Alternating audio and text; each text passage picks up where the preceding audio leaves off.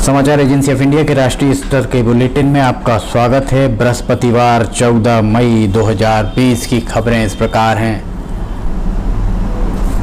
पूरे भारत में वकीलों को कोट, गाउन, रॉब पहनने से छूट प्रदान कर दी गई है।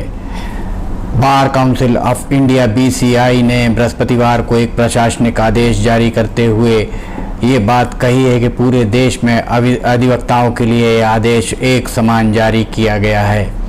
इस आदेश के तहत पूरे देश में अधिवक्ताओं को गाउन और रॉब्स पहनने में छूट प्रदान की गई है।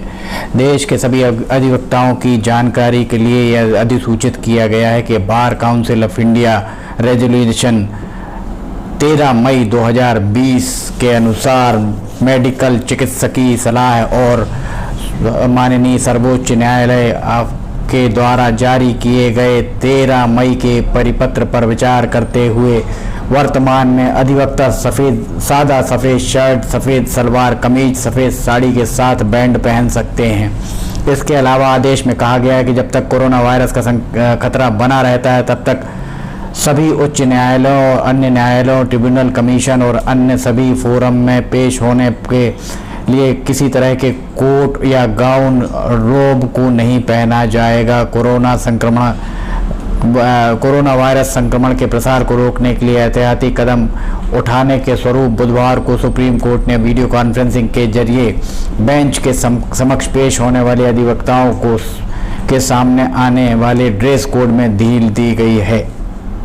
केंद्रीय वित्त मंत्री निर्मला सीतारमण ने प्रधानमंत्री द्वारा घोषित 20 लाख करोड़ रुपए के आर्थिक पैकेज के सिलसिले में उठाए जाने वाले 9 कदमों की घोषणा की है।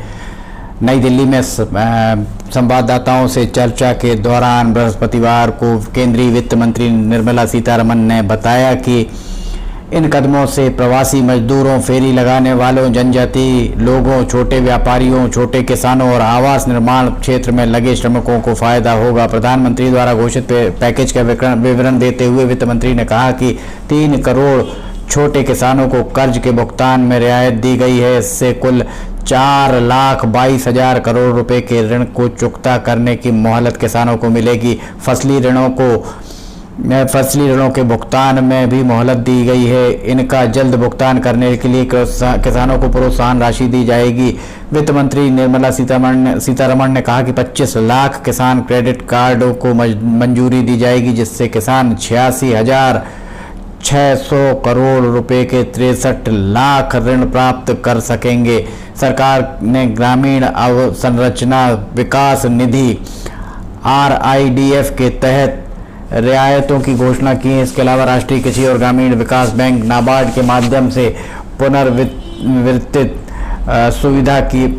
सुविधा की व्यवस्था की जा रही है।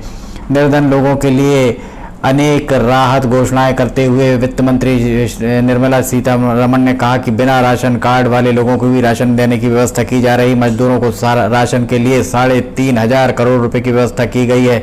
एक देश एक राशन कार्ड योजना इसी साल अगस्त से लागू कर दी जाएगी। इसके तहत राशन कार्डधारी देश में किसी भी स्थान पर महीने का राशन का कोटा ले सकेंगे। कम किराए वाले मकानों को प्रधानमंत्री आवास योजना के दायरे में लाने की महत्वपूर्ण घोषणा भी वित्त मंत्री के द्वारा की गई है। प्रवासी मजदूरों और शहरी गरीबों के लिए आवास उपलब्ध कराने की दिशा में सरकार प्रयास कर रही है। 50,000 से कम मुद्रा लोन वालों को सरकार ब्याज में 2% राहत देगी। आवास क्षेत्र में मध्यम आय वर्ग के लिए वित्त मंत्री ने राहत योजना की घोषणा की है। 6 से 18 लाख रुपए तक की कीमत वाले मध्यम आय वर्ग के आवासों की क्रेडिट लिंक्ड सब्सिडी स्कीम के तहत 70,000 करोड़ रुपए की व्यवस्था की गई है। इसे अगले साल 31 मार्च तक बढ़ा दिया गया है। रेल मंत्रालय के द्वारा 22 मई से प्रतीक्षा सूची वाले टिकट जारी करने का फैसला किया गया है। मौजूदा विशेष यात्री रेलगाड़ी और अगले कुछ दिनों में शुरू होने वाली अन्य रेलगाड़ियों के लिए यात्रा के लिए ये टिकट जारी किए जाएंगे। रेलवे के सूत्रों ने समाचार एजेंसी ऑफ इंडिया को बताया कि रेलवे ने तृतीय श्रेणी वातानुकूलित थर्ड एसी के लिए 100, सेकंड एसी के लिए 50, चेयर कार के लिए 100, फर्स्ट एसी के लिए 20 सीटें प्रतीक्षा सूची में शामिल करने का फैसला लिया है। एग्जीक्यूटिव क्लास के लिए 20 और स्लीपर क्लास के लिए 200 टिकटों की प्रतीक्षा सूची की सीमा तय की गई है। 22 मई से शुरू होने वाली यात्रा के लिए 15 मई से टिकट जारी करने के नियमों में बदलाव लागू होंगे। आरक्षण की अधिकतम अवधि 7 दिन रखी गई है। यात्री 15 मई से प्रतीक्षा सूची के लिए टिकट बुक करा सकेंगे। इन रेलगाड़ियों में यात्रा के लिए RAC टिकट जारी नहीं होगा। ये थी खबरें बृहस्पतिवार 14 मई 2020 की। राष्ट्रीय स्तर की 15 मई को एक बार फिर ऑडियो बुलेटिन लेकर हम हाजिर होंगे। तब तक के लिए इजाजत दीजिए। नमस्कार।